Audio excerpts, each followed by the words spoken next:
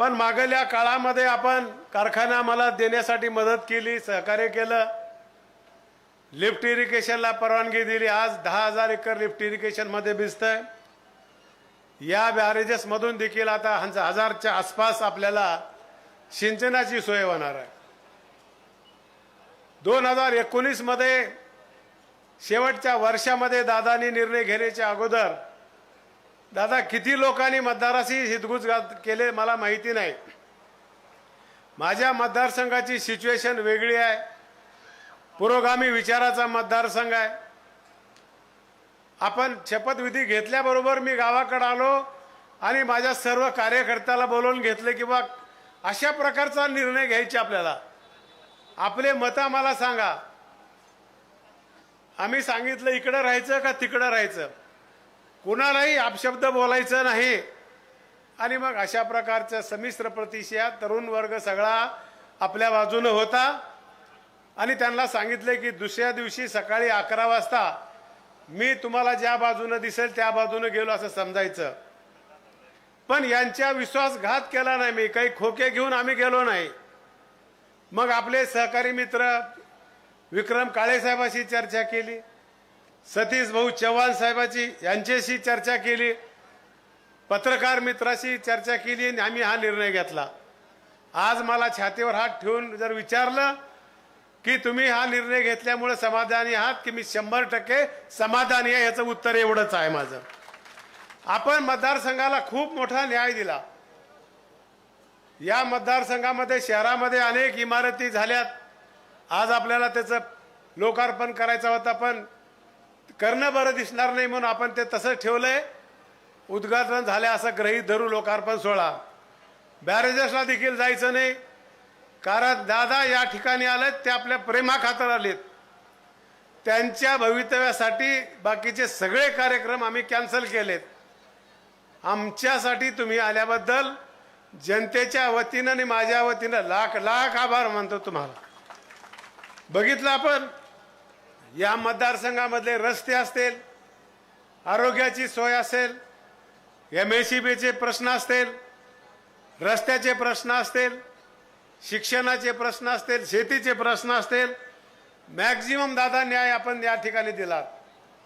मतदारसंघामध्ये अहमदपूर आणि चाकूर दोन्ही ठिकाणी आपण ट्रॉमा केअर सेंटरसाठी निधी दिलात। काल परवाच मी दुसऱ्या टप्प्याचं उद्घाटन केलंय।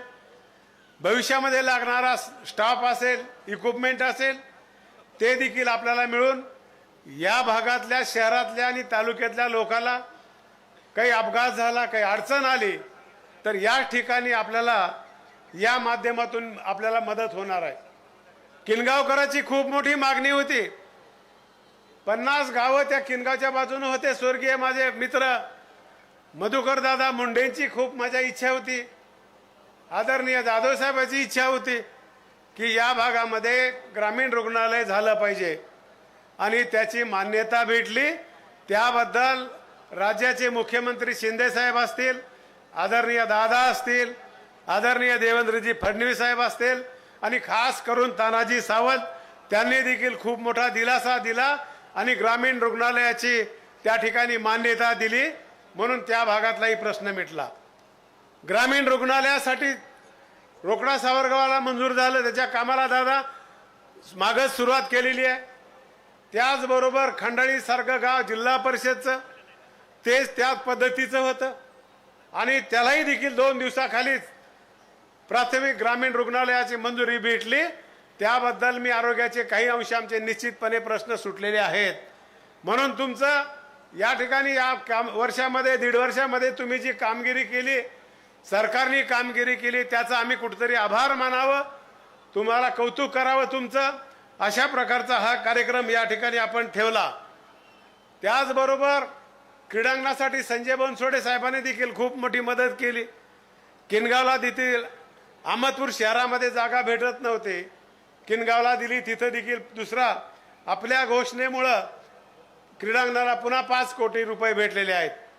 सगळ्यात महत्त्वाचं म्हणजे उदगीरचं नेतृत्व जाधव साहेब करत होते, त्यावेळेस शिरूर आणि 52 गावं म्हणजे एकच गाव लोकांना वाटायचं, ते देखील वॉटर सप्लायची योजना आता 2-3 एखाद्या महिन्यामध्ये कारण आहे, त्याच्यामध्ये देखील तुमचा खूप मोठा सिंहाचा वाटा आहे आणि विशेष करून संजय बनसोडेंनी देखील त्याच्यामध्ये आपल्याला खूप मदत केली.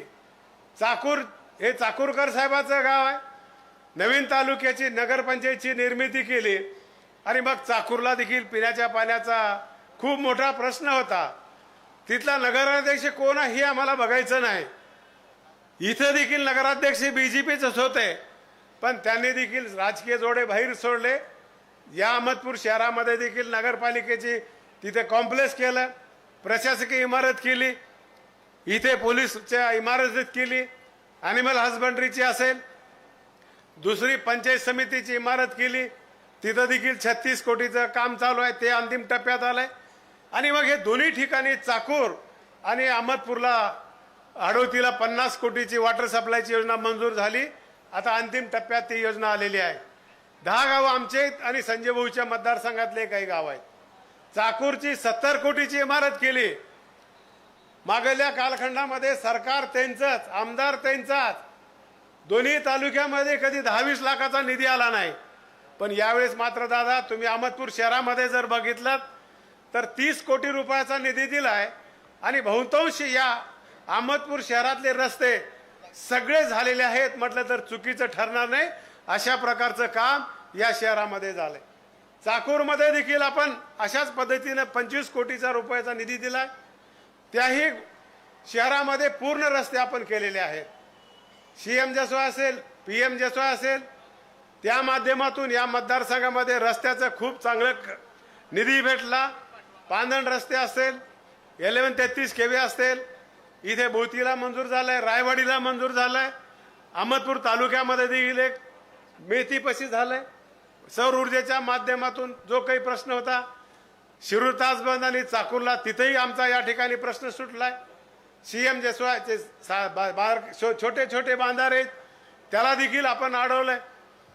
सिंदगीचा एक डॅम होता, तो देखील आता अर्धवट काम झालाय, तो देखील 20 कोटीचा होता.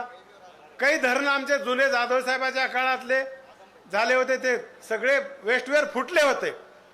त्या वेस्टवेअरची दुरुस्ती केल्यामुळं एक मीडियम प्रोजेक्ट झाल्या.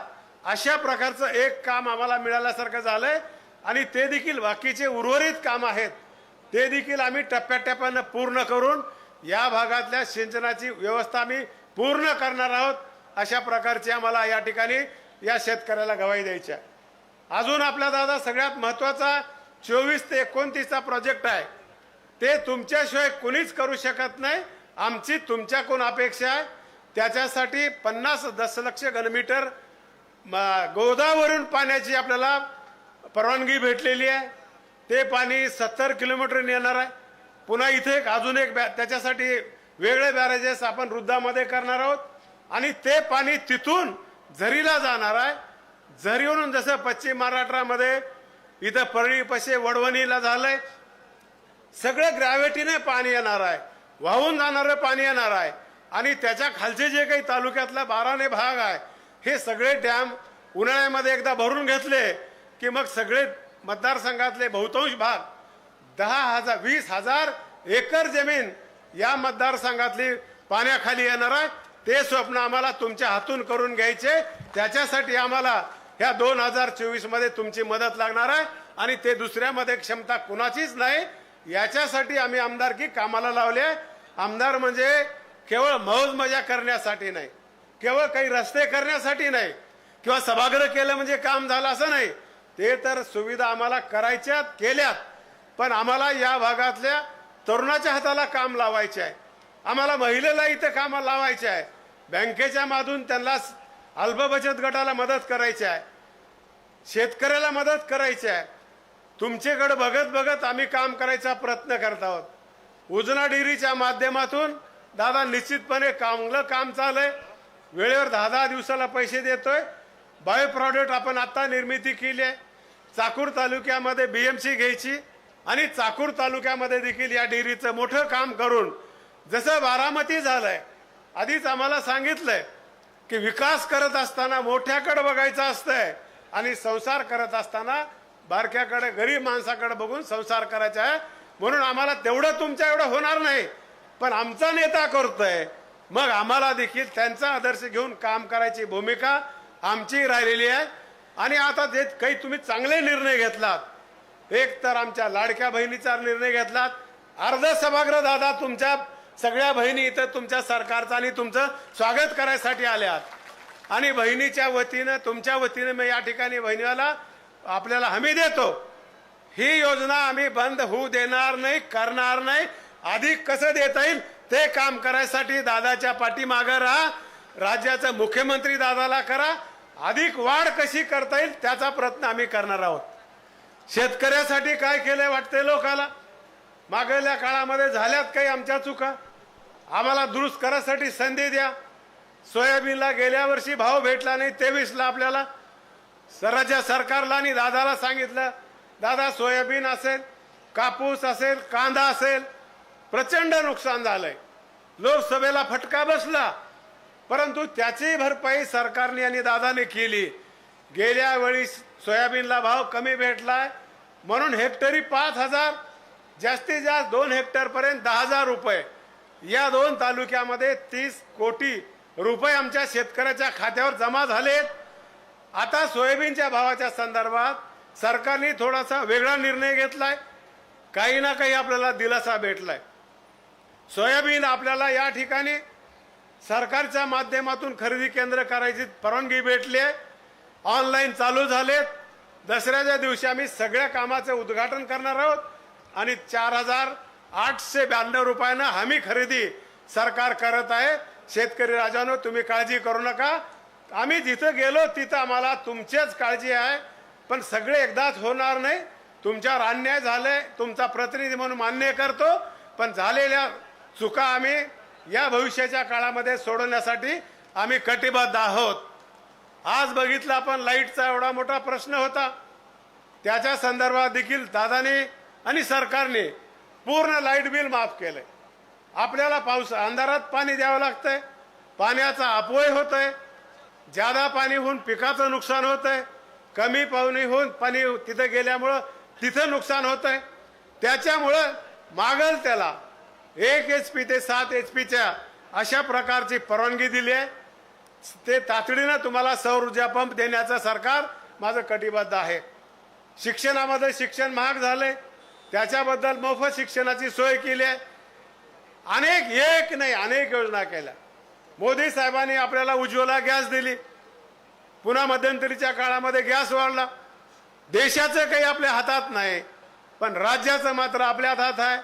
म्हणून दादानी आणि सरकारने निर्णय घेतला, माझ्या माता भगिनींनो, की एका कुटुंबामध्ये 3 गॅस द्यायचे। गॅस म्हणजे काही सिलेंडर आम्ही आणून देणार नाही, 3 गॅसचे पैसे आता जसं सरकार तुमच्या खात्यावर टाकतंय त्या पद्धतीने डीबीटीच्या माध्यमातून तुम्हाला हे पैसे 3 गॅसचे पैसे तुमच्या खात्यावर टाकणार आहेत। दादा, आजच माझ्या भागामध्ये कारखाना मी चालवतोय, आज 10-11 वर्ष झालं, 11 वर्षामध्ये 3 वेळेस आमच्याकडे दुष्काळ आला, म्हणजे झालेली तूट भरून काढणं खूप अवघड आहे। आता आमच्याकडे ऊस कधी लावायचे, कोणता ऊस लावायचे, तुमच्या सहकार्यामुळे पाण्याची हमी झाले, अडसाली देखील आमचा शेतकरी लावू शकतोय, पण आज अडसाली ऊसाला लावा एवढं आमच्याकडे पाणी नाही, म्हणून पूर्व हंगामी लावा लागलेत। 10.5 ते 11 रिकव्हरी आहे। आपली FRP बघितले, FRP पेक्षा दरवेळेस आम्ही जादा दर दिलाय। कर्ज आपल्या बँकेचं कारखान्याचं फिटत आलंय, 2 वर्षामध्ये कर्ज फिटल्यावर तुम्हाला याच्यापेक्षा देखील चांगला दर देण्यात येणार आहे।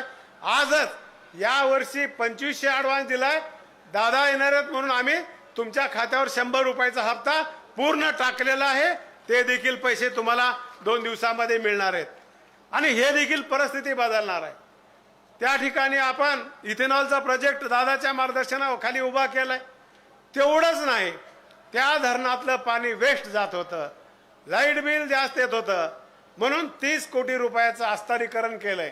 आज इथं 3.5 तास सुमठाण्याला पाणी येण्यासाठी लागत होते, अर्ध्या तासामध्ये पाण्याचं लिकेज नाही, लाईट 3,000 HPच्या मोटरा, हे सगळं सेव्हिंग चाललंय। त्याच्यामुळं आता आपल्याला पाण्याची बचत होणार आहे। अजून जमीन आपल्याला अधिक कशी भिजून घेता येतील त्या संदर्भात देखील घेणार आहोत। आम्हाला या ठिकाणी चाकूरमध्ये देखील आजच माझ्या माहितीप्रमाणे निघणारा GR तिथं देखील मुलांचं आणि मुलींचं 60-67 कोटीचं आपलं वसतिगृह मंजूर झालंय. आचारसंहितेत अडकलं तर अडकू द्या, पण ते देखील मंजुरी झाली आहे. अशा प्रकारची या ठिकाणी घोषणा करतो. चाकूर तालुक्यात देखील अनेक कामं आपण केलेत, तिथे ऑफिसेस केलेत, तिथं देखील ब्रिजेस बांधलेत, तिथं देखील रस्ते दिलेत. शेतकरी राजानो, आपल्यासाठी सरकारने अनेक निर्णय घेतलेत. पूर्वीच्या काळामध्ये 1.5 लाख रुपये आरोग्यासाठी भेटत होते. आज अनेक नवीन नवीन रोग यायला लागलेत, फीसची तपासणी जास्त लागायला लागले. सरकारने निर्णय घेतला तुमच्या आरोग्यासाठी 5 लाखापर्यंतचा निर्णय घेतलाय. आम्ही निर्धर्मी आहोत, आम्ही दादाचे विचाराचे माणसं आहोत. पक्षाच्या सोबत का गेलो दादा देखील सांगणार आहेत. मुस्लिम बांधवांनो, आपलं नातं वेगळं आहे, राजकारणाच्या पलीकडचं राजकारण आपण जपलंय. आदरणीय बाळासाहेब जाधव साहेबांनी या ठिकाणी तीच भूमिका घेतली आहे आणि आपण देखील घाबरायचं कारण नाही. मी मागल्या वेळेस घडीवर उभारलो होतो आणि यावेळी देखील घडीचं चिन्ह घेऊनच मी तुमच्या सोबत येणार आहोत. आपण आपले मूल्य आणि तत्व सोडलं नाहीत. ज्या ज्या वेळेस अशी घटना घडली त्यावेळेस दादानी तुमची खणकावून बाजू घेतली. काही माननीय आदरणीय लोक वाईचळ बोलायला लागलेत. दादानी सांगितलं आवरा त्यांना, हे कुणामध्ये क्षमता आहे म्हणून तुम्ही काळजी करायचं नाही. 18 पगड जातीच्या लोकांनी बिलकुल काळजी करायचं नाही. तुमच्या जीवाला धक्का, केसाला धक्का तर आमच्या जीवाला धक्का, ही भूमिका माझ्या पक्षाने घेतली आहे. मी दादाचाच आहे, राष्ट्रवादीचाच आहे आणि माझ्या पोराला सांगून ठेवलंय, आम्ही असो की नसो दादाच्या सोबतच राहायचे. हे भूमिका आमची राहिलेली आहे. काही लोक मुद्दाम माझ्याबद्दल गैरसमज पसरवण्यासाठी प्रयत्न करतायत. कुठल्या तरी एका पेपरवाल्याने चिपड्याने दिला बाबासाहेब पाटील पक्ष बदलणार आहेत. अरे एकदा निर्णय घेतलाय ना, दादा सोबतच आहोत, आम्ही दादाच्या सोबतच राहणार आहोत. आम्ही स्वस्थ कधी बसणार आहोत. या राज्याचे मुख्यमंत्री दादाला केल्याशिवाय आम्ही स्वस्थ बसणार नाही, ही आमची भूमिका आहे. बघा एकदा दादाला मुख्यमंत्री करून. दादा देशामध्ये या राज्याला सगळ्या क्षेत्रामध्ये आघाडीवर घेतल्याशिवाय राहू शकत नाही. मी दादा झोपलेत. आज जिल्हा बँकेचा मी चेअरमन होतो, दादा पुण्या बँकेचे चेअरमन होते, त्यावेळेसपासून मी दादाला ओळखतोय. कधी भी गेलो दादा झोपलेत, मी अजून ऐकायला नाही. मित्रांनो, एवढं भूतासारखं काम करणारा माणूस, कामाची उरक.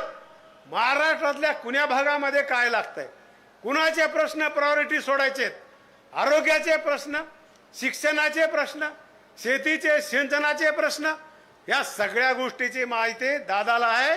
म्हणून आम्हाला दादा प्यारे आहेत. दादा, तुम्ही निर्णय घेतला युवा प्रशिक्षणाच्या संदर्भात.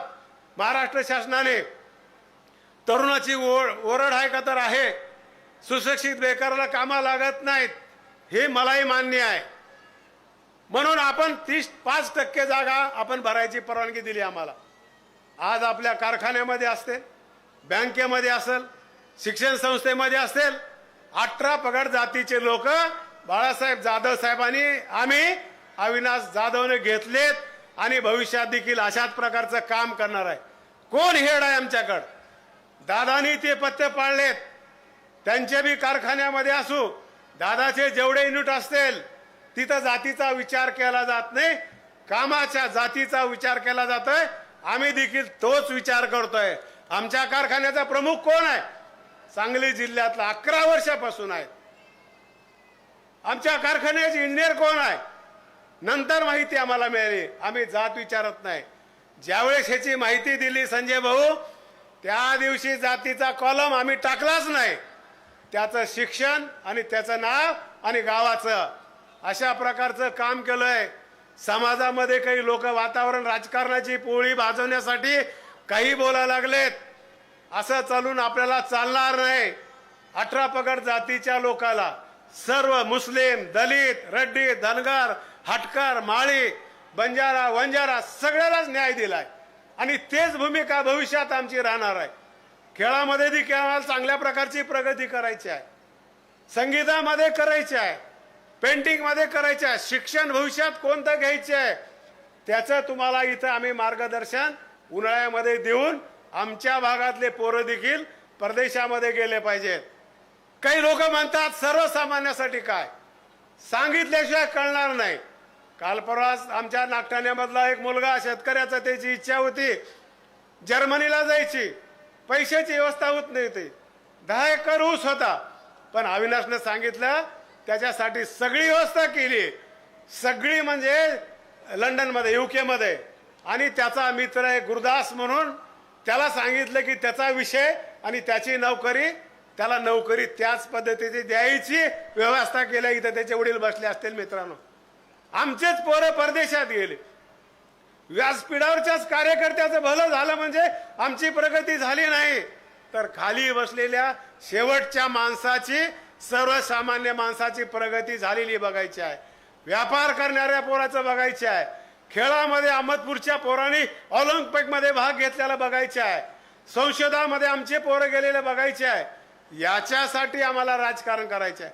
तुम्हाला जर वाटलं बाबासाहेब पाटलांनी ह्या 5 वर्षामध्ये काम केलंय, तुमच्या सुखदुःखामध्ये आले वाटलं असेल तर मला आशीर्वाद द्या, मला चुकलं असेल वाटलं तर माझ्या कानाला खडा, पण विचार करून कोणतीही गोष्टी करा. इथं जातीचं विष पेरासाठी तयार आहेत, त्याला कुठल्याही प्रकारचा थारा देऊ नका मित्रांनो. हे भूमिका घेऊन आम्हाला काम करायचे आहे. आणि आज एवढं अवघड प्रसंग असताना दुसरा माणूस कोणी आला नसता. बाबासाहेबांनी माणसं गोळा केलेत. हे एकीकडे डोळ्यामध्ये दुःखाचे अश्रू आहेत आणि एका डोळ्यामध्ये आनंदाचे अश्रू आहेत. कोण येते मला सांगा. दादा आपल्यासाठी आलेत. दादाचं या ठिकाणी आभार मानायचे, कौतुक करायचे आहे. पोलीस पाटलाच्या पगारी वाढवल्या, ग्रामपंचायतच्या सेवकाच्या पगारी वाढवल्या, अंगणवाड्याच्या ताईच्या पगारी वाढवल्या.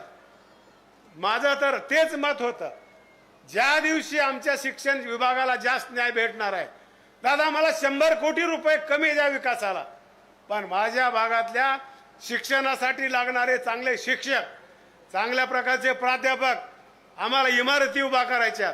खरी शिक्षणाची सुरुवात कधी झाली पाहिजे, तो शिक्षक चांगल्या प्रकारचं शिक्षण मिळेल आणि चांगले सुसंस्कृत नागरिक घडतील, त्या दिवशी आपली प्रगती झाली. काळे साहेब आम्ही आज जपानला गेलो होतो दादाच्या आशीर्वादामुळे. किती मागे होता पण आपली प्रगती झाला नाही असं म्हणत नाही मी, पण अजूनही आपल्याला प्रगती करायची आहे. उगा छोट्या छोट्या गोष्टीवर वाद करून या ठिकाणी राजकारणाची पोळी भाजून जमणार नाही आपल्याला. म्हणून मित्रांनो, महायुतीकडून आपल्याला ही निवडणूक लढवायची आहे. दादा जे निर्णय घेतील तो निर्णय आम्हाला, जनतेला आम्हाला मान्य आहे. दादा चुकीचा निर्णय घेत नाहीत. म्हणून अनेक कामं आहेत. दादा खंबीर आहेत आपल्या पाठीमागं, त्याची चिंता करायची गरज नाही. आज सगळ्यांनी आम्हाला तुमचं स्वागत करायचं होतं, आभार मानायचे होते. सगळे भुके आणून ठेवले होते, पण नाही, आम्ही म्हणलं छातीवर दगड ठेवलाय. एवढ्या मोठ्या माणसाचा या ठिकाणी त्यांचं आपल्यामधून गेलेत, त्यांचाच आदर्श दादा आम्ही घेऊन काम करतोय. मला टाटाला भेटायची होती, अपॉइंटमेंट मागितली होती, मला काही बोलायचं नव्हतं, पण तसल्या चांगल्या माणसाचा देव जरी नसला तर देवापेक्षा कमी टाटाजी नव्हते, त्यांचा आशीर्वाद मला घ्यायचा होता. पण आज आशीर्वाद आम्ही वेगळ्या पद्धतीने घेतलाय. म्हणून तोच आदर्श घेऊन आम्हाला आमची कारखानदारी चालवायची आहे, आम्हाला आमच्या संस्था चालवायच्यात, बँका चालवायच्यात. अगोदर आम्हाला आमच्या कर्मचाऱ्याचं हित बघायचे आहे. म्हणून आम्हाला या ठिकाणी टाटाची आम्ही आदरांजली वापरली आहे. आणि त्यांचाच विचार घेऊन इकडे विकासाचा विचार राजकारणामध्ये दादाचा आणि औद्योगिकरणामध्ये आमच्या टाटाचा घेऊन आम्ही भविष्यात काम करणार आहोत. बोलासारखं खूप आहे मित्रांनो, अनेक वेळेस बोललोय. निवडणुका लागणाऱ्यात कुठल्याही भूलतापाला बळी पडू नका. हे सगळे कामं करायचेत आपल्याला. माता भगिनीनो, दादा आपल्या पाठीशी आहेत, अशा प्रकारची आपल्याला भूमिका घ्यायची आहे. आणि म्हणून आपण सगळेजण आलात. पुन्हा एकदा या तालुक्याचा आमदार या नात्यानं स्वागत, आभार मानतो. माझे 2 शब्द संपवतो. जय हिंद, जय महाराष्ट्र. धन्यवाद साहेब. आपण आपल्या मनोगताच्या माध्यमातून, आपल्या प्रास्ताविकाच्या माध्यमातून अनेक विकास कामांचे आलेख या ठिकाणी मांडला. त्यानंतर अनेक पक्षीय प्रवेश या ठिकाणी होत आहेत. मी ज्यांची नावं घेतोय त्यांनी तात्काळ आपण स्टेजवर जायचं आणि आपला पक्ष प्रवेश करून घ्यावायचा आहे.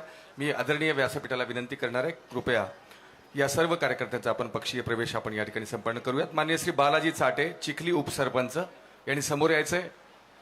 त्यानंतर सन्माननीय श्री रामभाऊजी नरवटे, माजी पंचायत समिती सदस्य शेनकुड.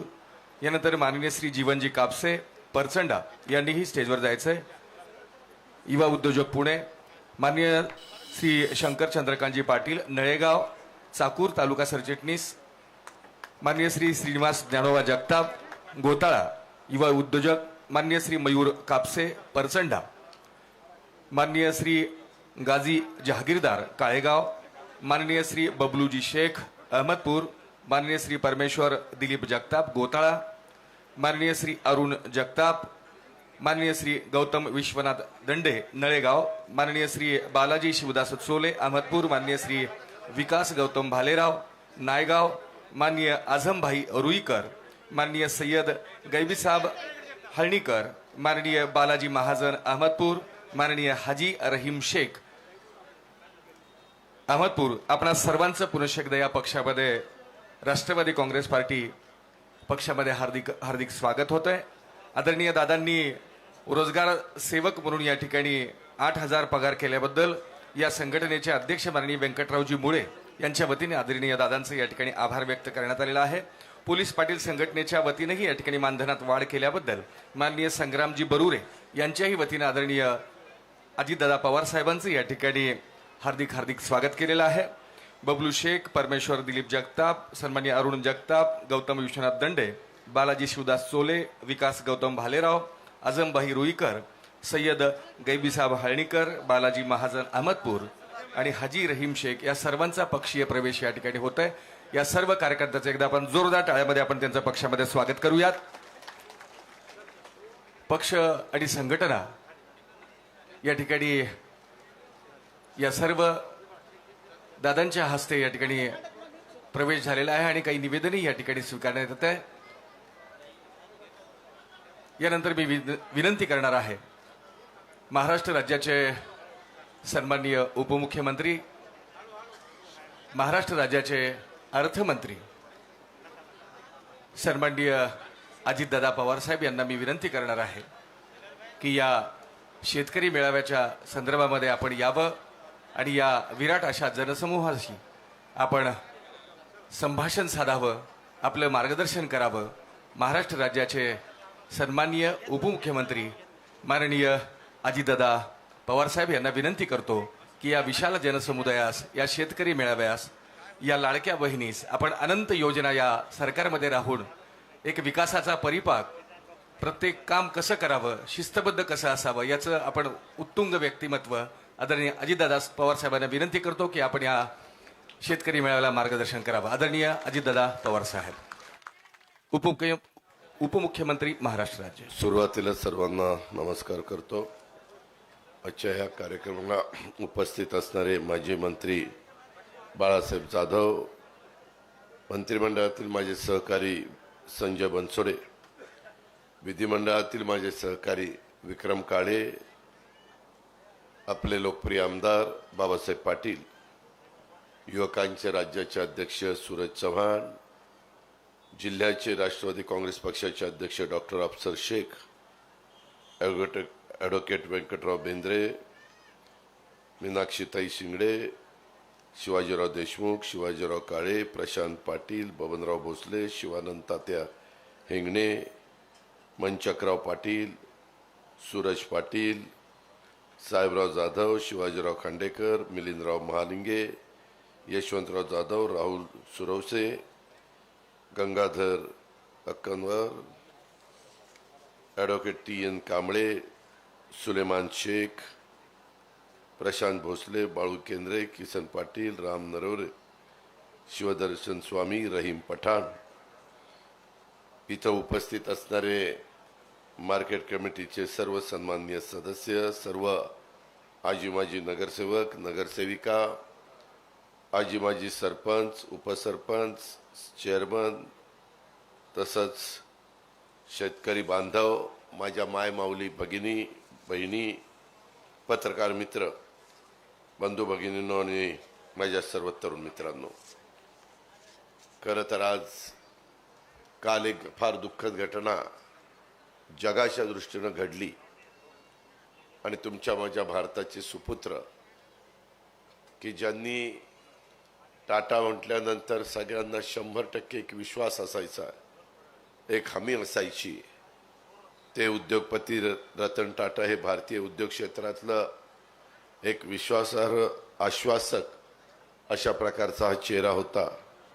टाटा उद्योग समूहाला आंतरराष्ट्रीय उंची, सन्मान, प्रतिष्ठा, विश्वासार्हता मिळवून देताना आपल्या भारत देशाचा गौरव वाढवण्याचं काम रतन टाटाजींनी मनापासून केलं. सचोटी प्रामाणिकपणाने उद्योग क्षेत्रात यश मिळवता येतं हे त्यांनी तमाम भारतीयांना दाखवून दिलं. सप्रमाण सिद्ध करून तेही आपण सगळ्यांनी त्यांचं पाहिलं. संकट काळात देशवासियांच्या मदतीला धावून येणारा, सामाजिक बांधिलकी जपणारा उद्योग समूह म्हणून टाटा उद्योग समूहाकडे देशभक्तीचं प्रतीक बनण्यात ते यशस्वी ठरले. सर्वसामान्य भारतीयांचं कारचं स्वप्न त्यांनी नॅनो कारच्या माध्यमातून पूर्ण केलं. टाटा उद्योग समूहाचे संस्थापक नुसेरवानजी जमशेदजी टाटा यांचा उद्योग, व्यापार, सामाजिक कार्य, देशभक्तीचा वारसा त्यांनी यशस्वीपणे पुढे नेला. प्रत्येक भारतीयाच्या मनात प्रेम, आदर, आपुलकीचं स्थान निर्माण करणाऱ्या रतन टाटा साहेबांचं कालच मुंबईमध्ये बीच कँडीला दुःखद निधन झालं. ही भारतीय उद्योग जगताची मोठी हानी आहे. टाटा परिवार रतन टाटा साहेबांच्या चाहत्यांच्या दुःखात आपण सगळेजण, मी स्वतः देखील, आपण सगळेजण सहभागी असून त्यांना आल्या आल्या आपण भावपूर्ण श्रद्धांजली वाहिलेली आहे. रतन टाटा साहेबांना सद्गती लाभो अशी प्रार्थना करतो आणि त्यांना पुन्हा एकदा भावपूर्ण श्रद्धांजली त्या ठिकाणी अर्पण करतो. मी मागं पण खरं तर आपल्या मतदारसंघामध्ये येऊन गेलेलो होतो.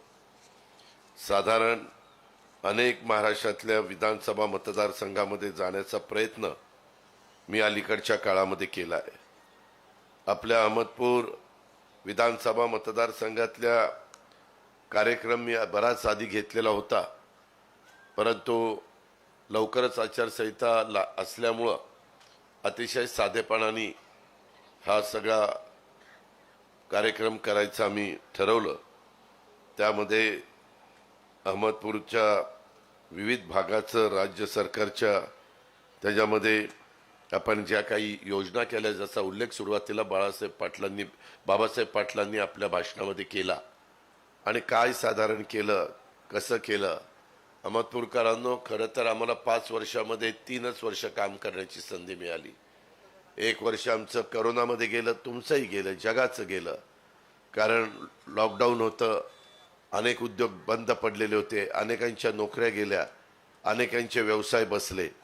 कधी जगाने पाहिला नाही अशा प्रकारचा आजार चीनमधनं आला आणि संपूर्ण जगाला व्यापून टाकलं. खूप जीवाभावाची माणसं ही जगातनं निघून गेली. त्याच्यामध्ये आपल्याही भागातले अनेक सहकारी आपल्याला सोडून गेले.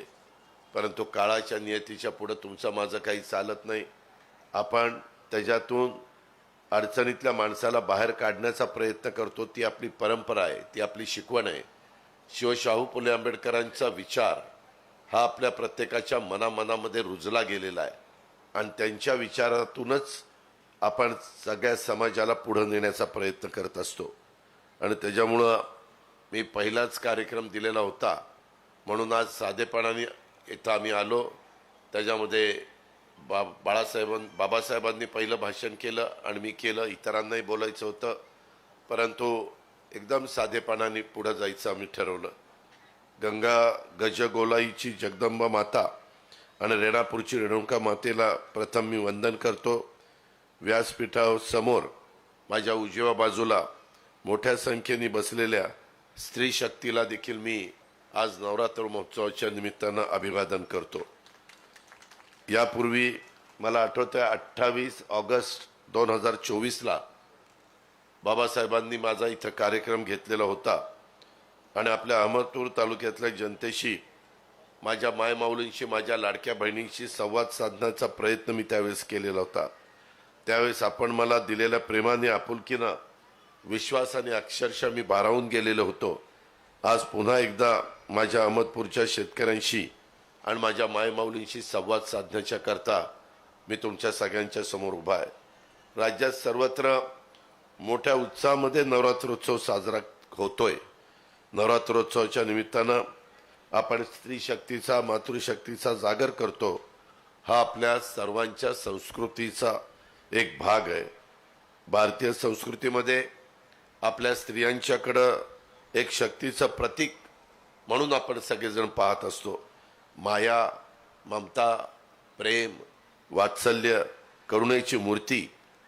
परंतु असा काही प्रसंग आला तर महाकाली, महादुर्गेच्या रूपात देखील स्त्री शक्तीचं दर्शन घडलेलं आहे। आणि हे आपण आपला इतिहास बघितला तर त्या इतिहासामध्ये तशा प्रकारची नोंद झालेली आहे। राष्ट्र निर्मितीमध्ये देखील ह्या स्त्रियांचं योगदान खूप मोठं त्या ठिकाणी राहिलेलं आहे।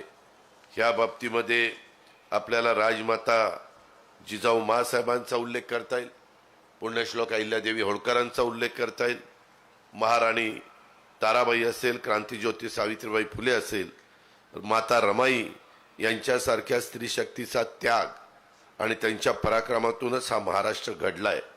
या कर्तृत्वान स्त्री शक्तीला या निमित्तानं मी वंदन करतो। इथं उपस्थित असणाऱ्या स्त्री शक्तीला देखील पुन्हा एकदा अभिवादन करतो आणि आपल्या सर्वांना या नवरात्र उत्सवाच्या शुभेच्छा देखील देतो। अनेक गोष्टी अहमदपूरकरांनो घडल्या, माझ्या शेतकरी बांधवांनो, माझ्या मायमाऊलींनो घडल्यात। अलीकडे तिसऱ्यांदा देशाच्या पंतप्रधान पदाची जबाबदारी नरेंद्र मोदी साहेबांनी स्वीकारली। आपले अनेक प्रश्न असतात, प्रत्येक राज्याचे महत्त्वाचे प्रश्न देश पातळीवर असतात आणि ते सोडवण्याच्या करता देश पातळीवरचं सरकार हे आपल्या विचाराचं असावं लागतं। जर सरकार तिकडं वेगळ्या विचाराचं, खाली वेगळ्या विचाराचं असलं तरी समन्वय साधला जात नाही। करोडो रुपयाचा निधी केंद्राचा मिळत नाही। मोठे मोठे उद्योग त्या ठिकाणी येण्याच्या करता जसं एक चांगलं वातावरण व्हायला पाहिजे तसं वातावरण राहिलं नाही तर त्याचा फटका त्या ठिकाणी बसतो। उद्या वर्ल्ड बँकेचा पैसा आपल्या एखाद्या मोठ्या प्रकल्पाला पाहिजे, उद्याच्याला जपान गव्हर्नमेंटचा पैसा आपल्याला 0.5% पाहिजे। हा डायरेक्ट आपल्याला घेता येत नाही, आपल्याला थ्रू केंद्र सरकारच्याच मार्फत जावं लागतं। आणि त्यामुळं मागाशी थोडासा उल्लेख बाबासाहेबांनी आपल्या भाषणामध्ये केला, मधल्या काळामध्ये असे काही प्रसंग राजकीय निर्माण झाले आणि त्यावेळेस आम्ही सगळेजण, जसं बाबासाहेबांनी सांगितलं तसं मी देखील माझ्या अहमदपूरकरांना सांगतो, माझ्या सगळ्या जाती धर्माच्या बांधवांना, माझ्या भगिनींना सांगतो की बाबांनो, आम्ही काम करत असताना एक एक दिवस वाया घालून देत नाही, एक एक मिनिट वाया घालून देत नाही। का तर गेलेला मिनिट, गेलेला तास, गेलेला दिवस परत कधी येत नसतो। आणि त्याच्यामुळं ज्यावेळेस असा काही प्रसंग आला तो काही आम्ही आणलेला नव्हता। आल्यानंतर आम्ही पाहिलं, 1 वर्ष बाजूला राहिल्यानंतर आमच्या अहमदपूरची कामं थांबली, आमच्या त्या ठिकाणी उदगीरची कामं थांबली, आमच्या वेगवेगळ्या भागातली कामं थांबली, कुठं स्थगिती आली। शेवटी बाबासाहेब असतील, संजय असेल, बाकीचे आम्ही सगळे असू, आम्ही लोकांचे प्रश्न सोडवण्याच्या करता निवडून गेलेलो आहेत। आम्ही लोकांना काय सांगणार, अरे आमचं काही तिथं चालत नाही, हे काही मंजूर करता येत नाही, ते मंजूर करता येत नाही, तुम्ही आम्हाला सांगा। आम्ही विरोधी पक्षामध्ये जर बसलो असतो तर आज इथलं अहमदपूर विधानसभा मतदारसंघामध्ये शेणकूड येथील बॅरेजचं भूमिपूजन आपल्याला घेता आलं असतं, हे वेगवेगळे बॅरेजेस मंजूर करता आले असते, ह्या प्रशासकीय इमारती बाबासाहेब स्वतः त्या ठिकाणी इथले आमदार असताना सत्ताधारी पक्षाचे पण ते आमदार होते आणि त्याच्यामुळे ते तिथं जायचे, मंत्र्यांना सांगायचे हे काम माझ्या भागाच्या सर्वांगीण विकासाच्या करता झालं पाहिजे, त्याशिवाय मी गप्पा बसणार नाही। आणि त्यामुळं निधी यायचा, त्यामुळं त्या ठिकाणी वेगवेगळी विकासाची कामं ही मार्गी लागायची। रस्त्याची कामं असतील, रेल्वेच्या संदर्भातले प्रश्न असतील, आज देश पातळीवरनं जर चांगल्या पद्धतीनं तुम्हाला उद्योगपतींनी गुंतवणूक करावीशी वाटत असेल तर त्यांना तिथं विमानतळ लागतं, तिथं नाईट लँडिंग लागतं। आपल्या लातूरच्या विमानतळाला अजून नाईट लँडिंग नाही। हे विमानतळ मागं 5 आपल्या राज्यातली ह्यांच्याकडं टेंडर गेलेलं होतं अनिल अंबानी, आणि त्या अनिल अंबानींनी त्यांच्या काही अडचणीमुळं तिथं ज्या सुधारणा करायला पाहिजे होत्या त्या केल्या नाही. त्याच्यामध्ये लातूर, यवतमाळ, धाराशिव, बारामती आणि नांदेड ही 5 विमानतळं ही त्यांच्याकडे गेलेली होती. आता आम्ही त्यांना नोटीस पाठवून ती परत घेतोय. का घेतोय? की त्याच्यामध्ये सगळ्या सुविधा आम्हाला करायच्या. त्या सुविधा केल्या तर एखादा उद्योगपती त्याला रात्री टेक ऑफ घ्यायचा असेल तरी घेऊ शकतो, तो सकाळी पहाटे देखील घेऊ शकतो. त्याचा जर युनिट असेल तरी त्या युनिटमध्ये देखील तो वेळ देऊ शकतो. त्याच्यातनं स्थानिक लोकांना रोजगार मिळू शकतो, बेरोजगारांना काम त्या ठिकाणी मिळू शकतो. एक मोठा उद्योग आल्यानंतर छोटे 5, 50, 100, 200 छोटे छोटे उद्योग त्या ठिकाणी उभे राहू शकतात. आणि म्हणून ह्या सगळ्या गोष्टीचा विचार आम्ही सगळ्यांनी केला आणि त्याच्यातून तिसऱ्यांदा देशाचे पंतप्रधान, ठीक आहे, लोकसभेला घटनेचे शिल्पकार डॉक्टर बाबासाहेब आंबेडकरांनी संविधानाच्या माध्यमातून तुम्हाला मताचा जो अधिकार दिलेला आहे त्या अधिकाराचा वापर तुम्ही केला, त्याबद्दल आम्ही काही बोलणार नाही, तो तुमचा अधिकार आहे. परंतु आता येणाऱ्या विधानसभेच्या निवडणुकीमध्ये तरी तुम्ही या सगळ्या गोष्टीचा विचार करा ना. त्याची विनंती करण्याचा तर जरूर आम्हाला अधिकार आहे. जरूर आम्ही त्याबद्दल तुम्हाला तशा पद्धतीनं कुठली कामं आम्ही केलीत, उद्याच्याला कुठली कामं आम्ही करू पाहतोय, आपण राज्याला पुढं कसं नेऊ पाहतोय, केंद्र सरकारकडनं कशा पद्धतीचा निधी आपण आणू पाहतोय. आता देशाचे पंतप्रधान तिसऱ्यांदा नरेंद्र मोदी झाल्यानंतर 100 दिवसात पहिल्याच कॅबिनेटला ₹1,00,000 कोटी रुपयाचं बंदर हे पालघरला वाढवण म्हणून गाव आहेत समुद्राच्या कडेला तिथं आलेलं आहे. ₹1,00,000 कोटी अहमदपूरकर कशाला म्हणतात? आज त्याच्यातनं 10-12 लाख मुलांना मुलींना नोकऱ्या मिळणार आहेत. आज त्याच्यामुळं तिथं कार्गोचं आम्ही विमानतळ त्या ठिकाणी निर्माण करणार आहोत. देशातनं माल परदेशामध्ये सगळीकडं बोटीच्या द्वारे, कार्गो विमानाच्या द्वारे जाणारे बाहेरचा माल जो आपल्याला लागतो तो आपल्याला त्या माध्यमातून आणता येणार आहे. आणि त्याच्यातनं खूप मोठा बदल.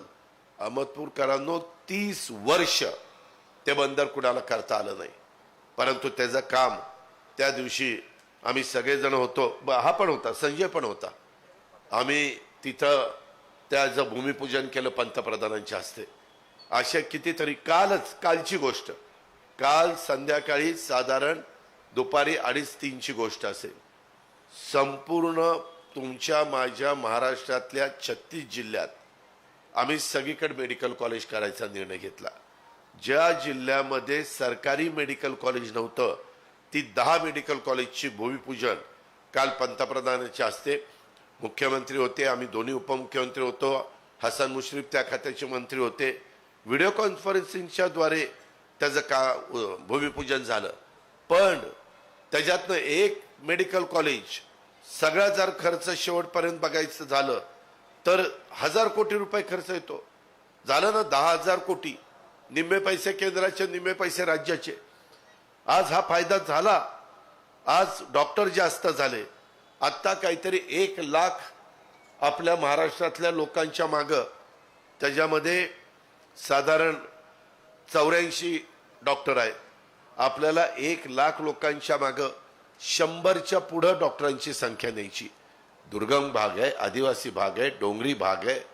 कधी कधी त्या भागातल्या लोकांना वेळेवर औषध पाणी होत नाही, त्यांची अडचण होते.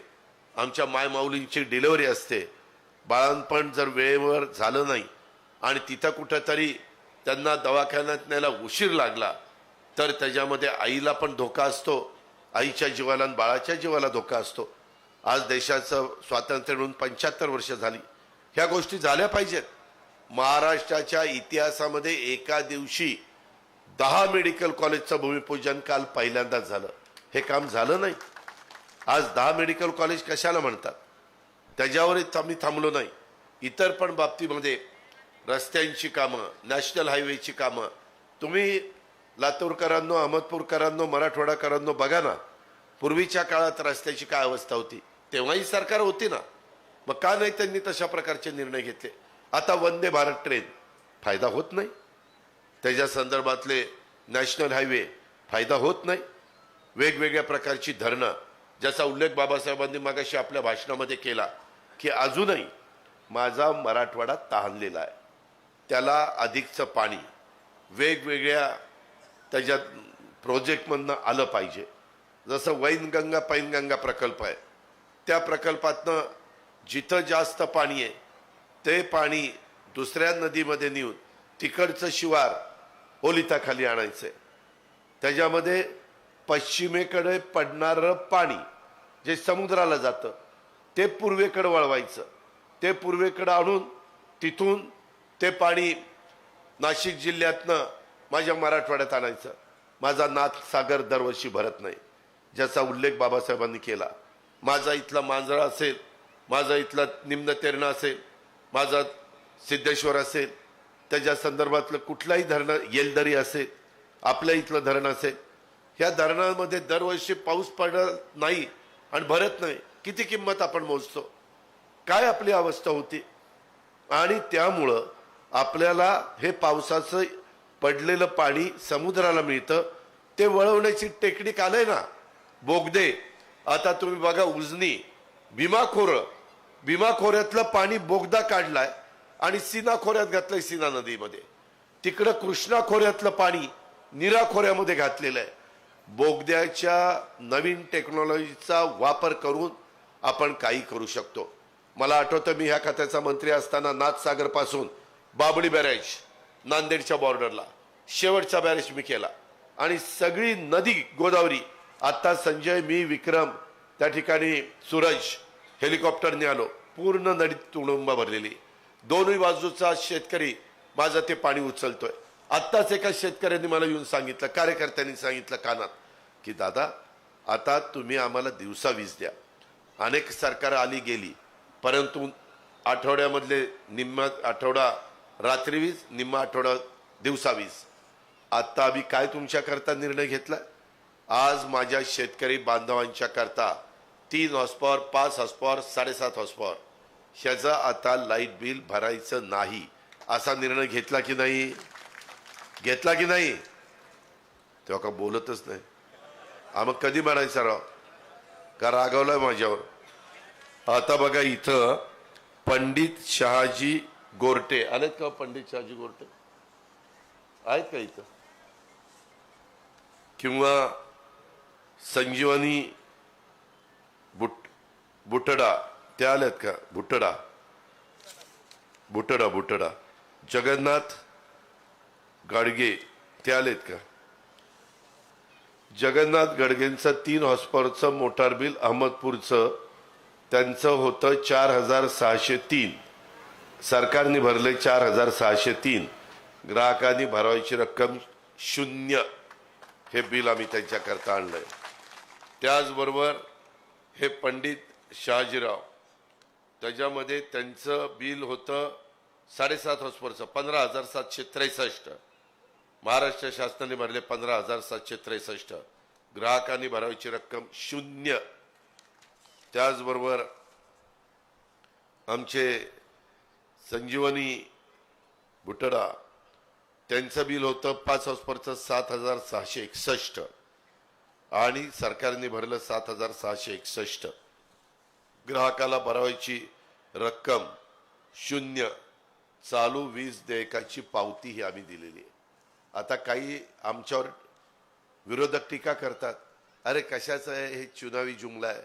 अरे 0चं बिल उद्या त्यांना जर कोणी विचारायला गेलं तर ते सांगू शकतात, हे महावितरण हे सगळं आम्हाला बिल आलंय 0चं, ह्या पद्धतीनं तुम्ही त्या ठिकाणी सांगू शकता. अशी 44 लाख शेतकऱ्यांना 15,000 कोटी रुपयाचं बिल राज्य सरकारच्या तिजोरीतनं मी त्या ठिकाणी भरलेलं आहे. का तर हे शेतकऱ्यांचं सरकार आहे. अहमदपूरकरांनो एक जुनी गोष्ट सांगतो. 2003 ला सुशीलकुमार शिंदे मुख्यमंत्री होते आणि दुष्काळ पडला होता. आम्ही मंत्रिमंडळात होतो, परंतु आम्ही इतकं ज्येष्ठामध्ये मोडत नव्हतो. नवीनच मंत्री मी, R.R. पाटील, जयंत पाटील, दिलीप वळसे पाटील, सुनील तटकरे आम्ही झालेलो होतो. त्याच्यामध्ये पदमसिंह पाटील, विलासराव देशमुख, तेव्हा विलासराव नव्हते मंत्रिमंडळात, पण पदमसिंह पाटील, विजयसिंह मोहिते पाटील, मधुकर पिचड, छगन भुजबळ असे सगळे नेतेगण होते. सुशीलकुमार शिंदे मुख्यमंत्री. ते म्हणले आपण शून्य बिल द्यायचं, दिलं. आणि नंतर सरकार आलं, काँग्रेसचं सरकार, आम्ही त्या सरकारमध्ये होतो. विलासराव मुख्यमंत्री झाले. 2004 साली विलासराव म्हणले हे आपल्याला परवडणार नाही, आपल्याला विजेचं बिल घ्यावं लागेल. आणि तेव्हापासून पुन्हा विजेचं बिल शेतकऱ्यांना सुरू झालं. मी आत्ता तुम्हाला सांगतो, हे असेल माझ्या शेतकऱ्यांच्या करता घेतलेला महायुती सरकारचा निर्णय, किंवा माझ्या मायमाऊली बसल्यात यांना मी जो अर्थसंकल्प सादर केला त्याच्यामध्ये अनेक महत्वाच्या योजना दिल्या. माझ्या खूप दिवस मनामध्ये होतं माझ्या बळीराजाचं, माझ्या बांधवाचं बिल माफ त्या ठिकाणी करायचं. तशा पद्धतीनं माझी खुरपणीला जाणारी मायमाऊली, माझी धुणभांडी करणारी मायमाऊली, माझी त्या ठिकाणी झाडूपोतना करणारी माझी बहीण, माझं साधं किरकोळ काम करून कचरा गोळा करणं, काचा गोळा करणं, अशा पद्धतीचं काम करणारी, किंवा एक भाजी घ्यायची पाटीमध्ये दिवसभर विकायची आणि दिवसभर काम केल्यानंतर संध्याकाळी त्या माझ्या मायमाऊलीची चूल पेटती, अशा पद्धतीनं रोजंदारीवर जाणारी माझी भगिनी, ह्यांच्याकरता काहीतरी केलं पाहिजे. ही माझी मायमाऊली स्वतः करता काहीच करत नाही, ही करती ती तिच्या पती करता करती, हे कष्ट घेती तिच्या मुलाबाळांच्या करता कष्ट घेती, ही तिच्या बाकीच्या कुटुंबातली प्रमुख म्हणून राबत असते. पण तिला मन नाही का? तुम्ही बांधवांना सांगा, तिला मन नाही? जर नवरात्र चाललेला असेल, अमृतपूरच्या बाजारामध्ये गेली, चाकूरच्या बाजारामध्ये गेली, उदगीरच्या बाजारामध्ये गेली, कुठल्याही इकडच्या बाजारात गेली, तर तिला वाटत नाही मी माझ्याकरता काहीतरी घ्यावं? तिला काही मन नाही, तिला इच्छा नाही, तिला वाटत नाही? अहो तिलाही वाटतं, पण ती तिचं मन मारते. इच्छा त्या ठिकाणी तिच्याच मनाला दुसऱ्या मनाने सांगते नको, आपल्याला संसार करायचा आहे, आपल्याला सगळ्यांना घेऊन जायचंय. स्वतःच्या पोटाला चिमटा काढून ती नवऱ्याकरता प्रयत्न करते, पोराबाळांच्या करता प्रयत्न करते. आणि म्हणून आम्ही ठरवलं की ह्या भगिनीला, ह्या मायमाऊलीला काही ना काही एक ओवाळणी आपण त्या ठिकाणी द्यायची. आणि भाऊबीज नेमकी होती आणि त्या भाऊबीजेच्या निमित्तानं आम्ही तो ओवाळणी देण्याचा निर्णय घेतला. निर्णय मी जाहीर केल्यानंतर जुलै ऑगस्टचे पैसे पहिले 3,000 रुपये डायरेक्ट त्यांच्या अकाउंटला डीबीटी केले, डायरेक्ट त्यांच्या अकाउंटला आम्ही टाकले. मध्यस्थी नाही. कुणीतरी मध्यस्थी देताना 3,000 द्यायला जायचा, 100-200 काढून घ्यायचा. माऊली आता मी तुझ्या हातात 3,000 दिले, 200 असू दे ना मला. ती पण म्हणा राहू दे रे तू आता. त्याच्याकरता 2,30,00,000 महिलांना आम्ही 1,500 रुपये द्यायला सुरुवात केली. पहिले 3,000 रुपये दिले. काही महिलांनी त्याच्यातनं काही सामान छोटंसं आणलं आणि कच्चा माल आणून पक्का माल केला आणि त्याही पक्का माल झाल्यावर त्याचे 15-20 हजार केले. काहींनी राख्याचा दोरा आणला, मणी आणले, कुठं काय आणलं आणि त्याच्यातनं चांगल्या राख्या केल्या, विकल्या. काहींनी इतर काही शोभिवंत वस्तू तयार केल्या.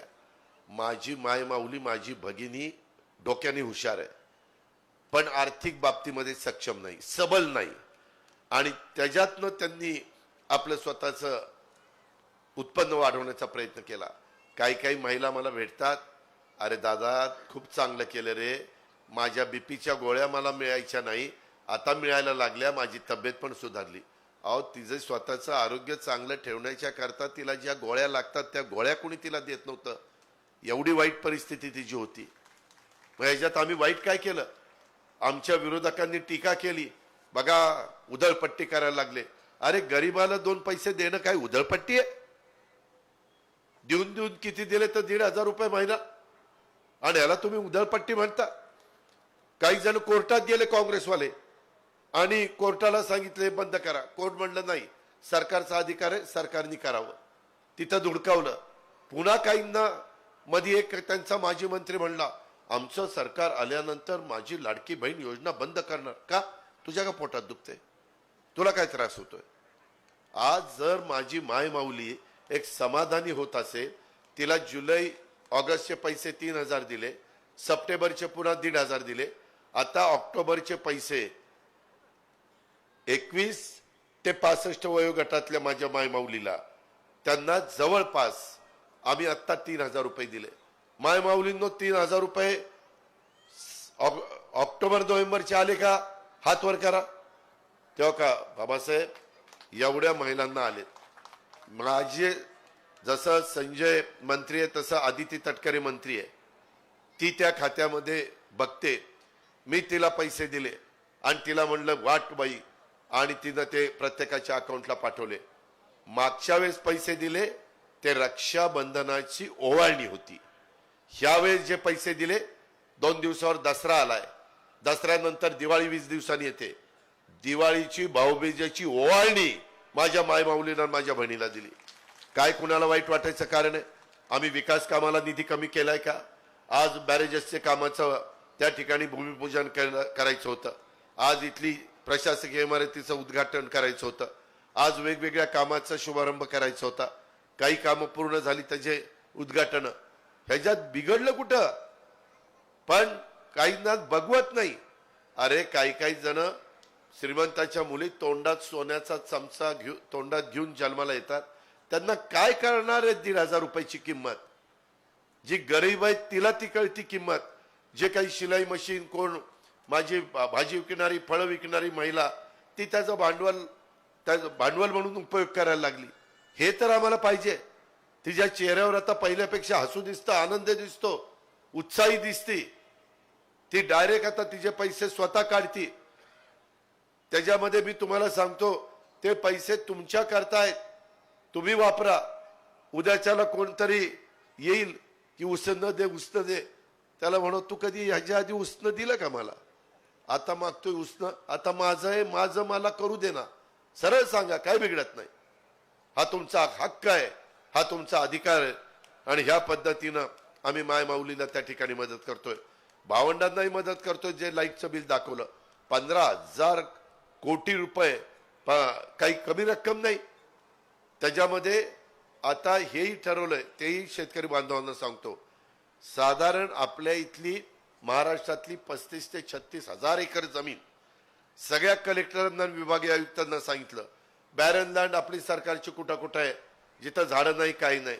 आता 4 एकर जमिनीवर पॅनल बसवले. सूर्यप्रकाश त्याच्यावर पडून वीज तयार होते. त्याच्यातून आपल्याला 9,000 मेगावॉट वीज निर्माण होणार आहे. आणि आपल्या शेतकऱ्याला एक 60 महिन्यातच आम्ही निर्णय घेतलाय, मुख्यमंत्र्यांनी, दोन्ही उपमुख्यमंत्र्यांनी, मंत्रिमंडळाने, की ती वीज सुरू झाली. ऑलरेडी कामं जोरात सुरू झाली. आम्हाला ती वीज 3 रुपये युनिट मिळते. आता शेतकऱ्याला देणारी वीज आम्हाला त्यांच्यापर्यंत पोहोचवायला 6-7 रुपये खर्च येतो. आम्ही सवलत देतो ती गोष्ट वेगळी. तशा पद्धतीनं आता ती वीज आपल्याला 3 रुपयांनी मिळणार. दिवस उजाडला, तुमचा शेतीपंप चालू. दिवस मावळला, शेतीपंप बंद. उठायचं, घरी जायचं, बायका पोरात राहायचं, तिथं झोपायचं, जेवायचं, गप्पा मारायच्या. रात्री अपरात्री विंचू, काट्याचं, बिबट्या, काही कसले प्राणी, काही ठिकाणी बिबटे येतात, काही ठिकाणी हत्ती येतात, काही ठिकाणी रानगवी येत आहेत, काही ठिकाणी त्या नीलगाई येत आहेत, खूप काही येत आहे. लोकांना त्याचा त्रास होता कामा नये. ह्या पद्धतीचा निर्णय ह्या महायुतीच्या सरकारने घेतलेला आहे. त्याकरता आपण पुढच्या वेळेस ते करतोय. तुम्ही म्हणाल मग आता हे काय करायचं? ह्या योजना तुम्हाला दिलेली ही माझी लाडकी बहीण योजना, 3 गॅस सिलेंडर वर्षाला फ्रीची योजना, तुमच्या गरिबाच्या मुली कॉलेजचे शिक्षण त्यांना मोफत देण्याची योजना, गरिबाच्या, मी पुन्हा शब्द वापरतोय, गरिबाच्या, की ज्याच्या आई वडिलांचं उत्पन्नच नाही त्या मुलीला तर शिकायचंय. आणि हे करताना माझ्या बांधवांच्या करता जात पात धर्म भेदभाव काही केला नाही. माझ्या मायमाऊलींच्या करता जातीचा पातीचा नात्याचा गोत्याचा विचार काही केला नाही. सगळ्या जाती धर्माला हे आम्ही योजना आणलेल्या आहेत. ह्या योजना पुढे चालू ठेवायच्या असतील तर ते तुमच्या हातात आहे. तुम्ही म्हणाल कसं? ते असं की येणाऱ्या विधानसभेच्या निवडणुकीत आमच्या महायुतीच्या सरकारच्या काही वेगवेगळ्या 3 खुणा आहेत. त्याच्यामध्ये अहमदपूरला घड्याळाची खूण आहे. घड्याळाच्या शेजारचं बटन दाबलं की ह्या योजना पुढे 5 वर्ष चालू. मायमाऊलींनी, बांधवांनी ठरवायचंय ह्या योजना चालू ठेवायच्या का पुढे बंद करायच्या. मी आज सांगतोय, अनेक वर्ष अर्थमंत्री तुम्ही मला केलं. महायुतीचं सरकार आणायला तुम्ही मला मदत करा, मुख्यमंत्री उपमुख्यमंत्र्यांना मदत करा. त्यामध्ये आम्ही पुढं 5 वर्ष त्या योजना चालू ठेवण्याचा शब्द मी आपल्याला देतो. हा अजित पवारचा वादा आहे. मी शब्दाचा पक्का आहे. मी 10 विचार करतो आणि मग शब्द देतो. त्यामुळं हे आम्ही आता 1 ऑक्टोबर पासून माझ्या गाईचा व्यवसाय करणाऱ्या शेतकऱ्याला लिटरला 7 रुपये अनुदान जास्त सुरू केलंय. इतके दिवस 5 होतं. 28 रुपये तुम्हाला डेअरी देते, 7 रुपये सरकार देत आहे, 35 रुपये माझ्या गाईच्या दुधाला मिळायला लागलेत. एक चांगला निर्णय झाला, शेतकऱ्यांना परवडायला लागलं. आम्ही मोदी साहेबांना आणि अमित शहाना सांगितलं, लोकसभेला फटका बसलाय, आता आपल्याला कांदा निर्यात बंदी उठवायची. कांदा निर्यात बंदी उठवली. कांद्याचे भाव आता चांगले झालेत, माझ्या शेतकऱ्याला परवडायला लागले. तांदळ निर्यात बंदी उठवली, तांदळाचे भाव देखील माझ्या शेतकऱ्याला परवडायला लागले. ग्राहक आणि उत्पादक हा दोन्ही आम्हाला सांभाळायचा आहे. सोयाबीन आणि कापूस गेल्या वर्षी दर कमी होते, आम्ही त्यांना हेक्टरी 5-5 हजार रुपयाचं वाटप केलं. बहुतेकांना ते पैसे मिळाले. ह्या पद्धतीनं आम्ही वागतोय. तुम्हाला आश्चर्य वाटेल, बाबासाहेब, संजय, बाळासाहेब, आमचे विक्रम, तुम्हाला सगळ्यांना सांगायचंय की जवळपास शेतकरी कुटुंबामध्ये आम्ही वर्षाला 75,000 रुपये तुम्हाला देतोय. 75,000. तुम्ही म्हणाल कसं? असं की 2 महिला घरात असल्या, 2 महिला असतातच, त्यांचे 18 दुने 36,000 रुपये येत आहेत.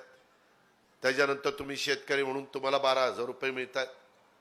36 आणि 12 48. त्याच्यामध्ये लाईट बिल तुमचं माफ केलेलं आहे. तुम्ही शेतकरी असल्या तर विहीर काहीतरी असतंच. लाईट बिलाचा तुमचा खर्च 20,000 रुपये वाचवलेला आहे. म्हणजे 48 आणि 20 68,000. 3 गॅस सिलेंडर फ्री, त्याचे 2,500-3,000. 68, 69, 70, 71. आणि गाईच्या दुधाला देखील आम्ही पैसे जास्त देतो, त्याचे काही हजार. असे ह्या न त्या मार्गाने माझ्या बळीराजाच्या हातात 75,000 रुपये देण्याचा कुटुंबाला आम्ही प्रयत्न करतोय. आज 75,000 रुपये कमी नाहीत. कधी बारकाईनं तुम्ही हा विचार केला नाही, ही गोष्ट आपण लक्षामध्ये घ्या. काही जण तर मला परवा भेटली, ते म्हणले, दादा आमचं एकत्र कुटुंब आहे आणि आमच्या घरामध्ये सगळे आम्ही एकत्र राहतो. 6 महिला आहेत. 6 महिलांना जवळपास त्यांना 9,000 रुपये महिन्याला यायला लागलेत घरात. 6,500-9,000 असं झालंय. पण ह्या योजना गरिबाकरता आहे. लक्षात घ्या, ह्या गरिबाकरता आणलेल्या योजना आहेत. आज केंद्र सरकारने बरेच वर्ष मराठीला अभिजात भाषेचा दर्जा, मागा अनेक पंतप्रधान होऊन गेले, मी नावं घेऊन त्यांना त्या ठिकाणी कारण असताना टीका करत नाही, पण आम्ही मोदींना सांगितलं की मोदी साहेब, आमच्या महाराष्ट्रातल्या जनतेची इच्छा आहे, महाराष्ट्रातल्या जगभरातील मराठी भाषक मराठी प्रेमी, ते आमची मराठी भाषेची एक गौरवशाली परंपरा, इतिहास आहे, समृद्ध आणि सांस्कृतिक वैभव, हे आमच्या मराठी भाषेचं जगभर पोचवायचं आहे.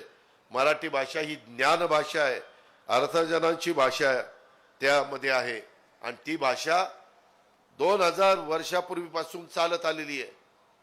आमच्या छत्रपती शिवाजी महाराजांच्या काळामध्ये देखील त्याच भाषेच्या सगळे काही निर्णय व्हायचे. मग त्या भाषेला अभिजात भाषेचा दर्जा का मिळत नाही? आत्ता गेल्या आठवड्यामध्ये त्यांनी अभिजात भाषेचा दर्जा दिला. मी त्याबद्दल केंद्र सरकारचं, पंतप्रधानांचं अभिनंदन करतो, त्यांना धन्यवाद देतो. कारण बरेच वर्षाची मागणी ही आपली पूर्ण झाली.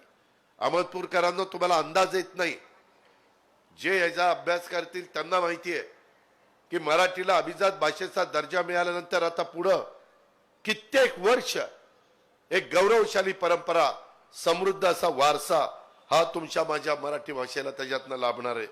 ही पण गोष्ट आपण त्या निमित्तानं विसरता कामा नये. आणि ह्या एक महत्वाचं काम, हे अभिजात भाषेचा दर्जा दिल्याबद्दल ते एक चांगलं झालेलं आहे.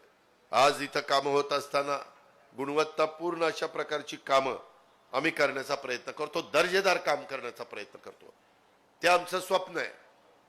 ते आमचं मनापासून ध्येय आहे. काम करायचं तर चोख करायचं, नाणं खणखणीत वाजलं पाहिजे, ही आमची इच्छा आहे. उगीच फित कापली आणि महिन्यानी पाऊस पडला तर ते बदा गळते, तसलं काय करायचं. अशा पद्धतीचं आमचं सगळ्यांच्या कामाची पद्धत आहे. आणि म्हणून मी आपल्याला सगळ्यांना सांगेन, एकंदरीतच ह्या माझ्या अहमदपूर तालुका असेल, माझा लातूर जिल्हा असेल, ऐतिहासिक पार्श्वभूमी असलेल्या माझ्या लातूर जिल्ह्यात चित्रकूट राजाचा बराच काळ निवास होता.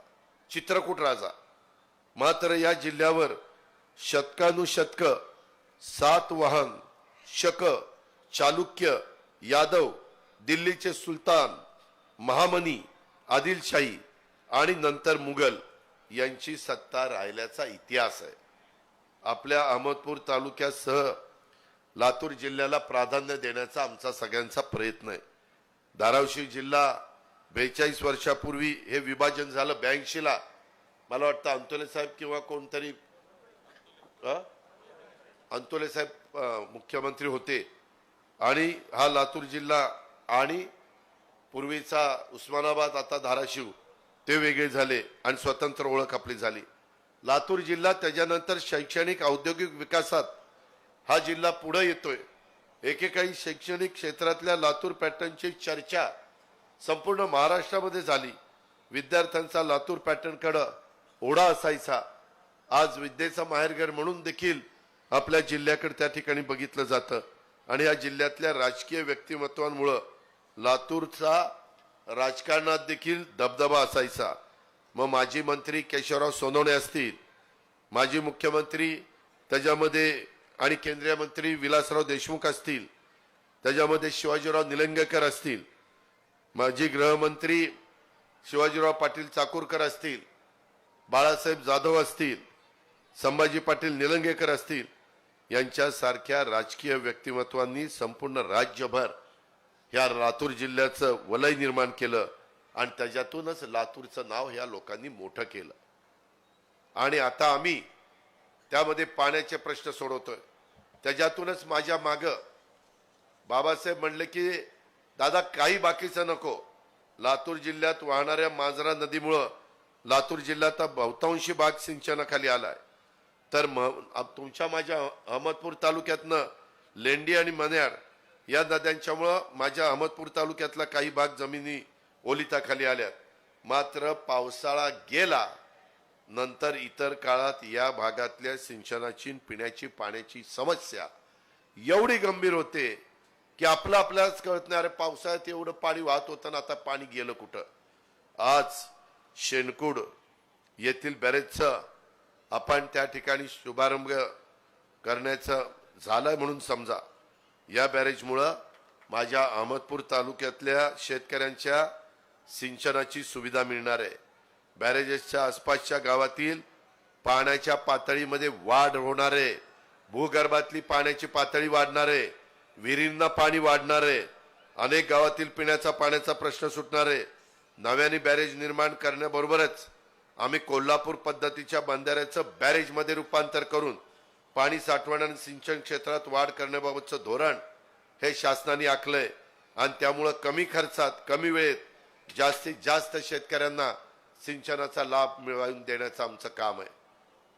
त्याच्याकरता माझ्या मागे सतत बाबासाहेब लागले. म्हणले दादा मला हे करून पाहिजे, मला बाकीचं माहित नाही. आणि ते पण निवडणुकीच्या आधी त्याचं काम सुरू झालं पाहिजे. त्या पद्धतीनं ही दुःखद घटना घडली म्हणून मी तिकडे गेलो नाही, पण ते काम तुमचं आम्ही सुरू केलंय. तशा पद्धतीनं तुमचा आमदार आहे. तुमच्या करता अहोरात्र कष्ट घेणारा, जो कारखाना बालाघाटचा बंद पडला होता तो पुन्हा चालू केला. कारखाना चालवायला डोकं लागतं, बंद पाडायला फार डोकं लागत नाही. चालवायला डोकं लागतं, अक्कल लागते, भेजा लागतो भेजा. त्यावेळेस त्याच्यात बारकाईनं लक्ष देऊन कारखाना ऊर्जित अवस्थेला आणता येतो. ही वस्तुस्थिती आहे. मी असं तसं बोलत नाही, मी वस्तुस्थितीला धरून बोलतो. कारण या सगळ्या आमदारांना मी आता 33-34 वर्ष झाली आमदार झालो आहे म्हणून काम करतोय. मी बाळासाहेब जाधवांचंही काम जवळनं बघितलं, त्यांच्याबरोबर पण मी आमदार म्हणून काम केलंय, बाबासाहेबांच्या बरोबर केलंय, विक्रम बरोबर केलंय, संजय बरोबर केलंय, अनेक जणांच्या बरोबर केलं. किती नावं तुम्हाला सांगू. फक्त आमचा ध्यास एकच, शिवशाहू फुले आंबेडकरांचा विकास झाला पाहिजे, राज्याचा विकास झाला पाहिजे, राज्य पुढे गेलं पाहिजे. महाराजांनी जसं 18 पगड जाती 12 बलुतेदारांना घेऊन हिंदवी स्वराज्याची स्थापना केली, तसं आम्हाला देखील जाती जातीमध्ये सलोखा ठेवायचा आहे, अंतर पाडायचं नाही. त्यामुळं कधी माझ्याकडं कोणी तेढ निर्माण करणारी वक्तव्य केली तर त्याचा निषेध मी केला. भाषणामध्ये मुख्यमंत्री उपमुख्यमंत्र्यांच्या साक्षीने केला. ही गोष्ट तुम्ही लक्षात घ्या. त्याच्यामध्ये आज एकंदरीतच अल्पसंख्याकांच्या बद्दल तुम्ही कुणालाही विचारा, 35 वर्षात माझ्या काम करताना कधी मी अल्पसंख्याक समाजाला दुखावलं का?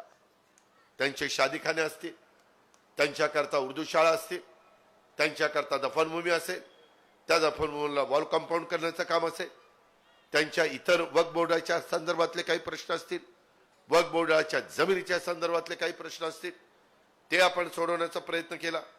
यंदा मी जे राष्ट्रवादी काँग्रेस पक्ष घड्याळ, त्या घड्याळाच्या माध्यमातून जे काही आम्ही उमेदवार देणार आहोत, आज मी अहमदपूरकरांना सांगतो, ते एकूण उमेदवार जितके दिले जातील त्याच्यातल्या 10% जागा माझ्या पक्षाच्या अल्पसंख्याक उमेदवाराला असतील. मी त्या बाबतीमध्ये पक्षाची वाटचाल करत असताना त्यामध्ये डॉक्टर अफसर शेख यांची जिल्हाध्यक्ष म्हणून लातूरला निवड केली, नाझीर काझी यांची निवड मी आपल्या बुलढाण्याला केली, परभणीला मी बाबाजानींची त्या ठिकाणी नेमणूक केली, त्यानंतर मला सोडून गेले ती गोष्ट वेगळी, तो त्यांचा अधिकार आहे. वाशिमला मी पुंजारी साहेबांची नेमणूक केली. किती लोकांची नावं सांगू. आम्ही सगळ्यांना बरोबर घेऊन जातो. तुम्ही असं म्हणू नका की कुठंतरी आपल्यावर अन्याय होईल. अरे आम्ही तिथं असताना आम्ही नाही ना अन्याय होऊन देणार. तुम्ही का घाबरता? तुम्ही का मनामध्ये वेगळी भावना आणता? आम्ही आता मौलाना आझाद आर्थिक विकास महामंडळाला अध्यक्ष म्हणून अंतुले साहेब होते, वर्ष 1.5 वर्षाचे मुख्यमंत्री होते, पण आज पण त्यांनी योजना सुरू केली. संजय गांधी निराधार आज देखील राज्यामध्ये योजना चालली. असा तो नेता होता. त्यांचे चिरंजीव नाही, त्यांचे जावई मुश्ताक अंतुले, त्यांची मी परवा मौलाना आझाद आर्थिक विकास महामंडळाचे अध्यक्ष म्हणून नेमणूक केली. त्यांना सांगितलं की त्याच्यातनं माझ्या मुस्लिम समाजाच्या मुलाला स्वतःच्या पायावर उभं राहण्याच्या करता हे करा. परदेशी शिष्यवृत्ती मुस्लिम समाजाच्या मुलामुलींना नव्हती, ती आपण सुरू केली. गेल्या वर्षी मी सुरू केली. त्याच्यामध्ये ह्या सगळ्या गोष्टी. आणि तुम्हाला माहिती नाही मित्रांनो, आम्ही आमच्या एकंदरीत कारकिर्दीमध्ये काम करत असताना वेगवेगळ्या पद्धतीनं आदिवासी समाजाच्या करता टार्टी संस्था काढली. मातंग समाज म्हणायचा आम्हाला बार्टीत नको, आमची वेगळी पाहिजे, त्यांना आरटी दिली. बाकीच्या मातंग समाज मागासवर्गीय समाजाला बार्टी संस्था काढली. मराठा आणि त्या संबंधित समाजाच्या करता सारथी काढली. इतर मागासवर्गीय भटके यांच्याकरता महाज्योती काढली. आर्थिक मागास समाजाच्या करता अमृत संस्था काढली. बंजारा समाजाच्या करता वनारटी काढली.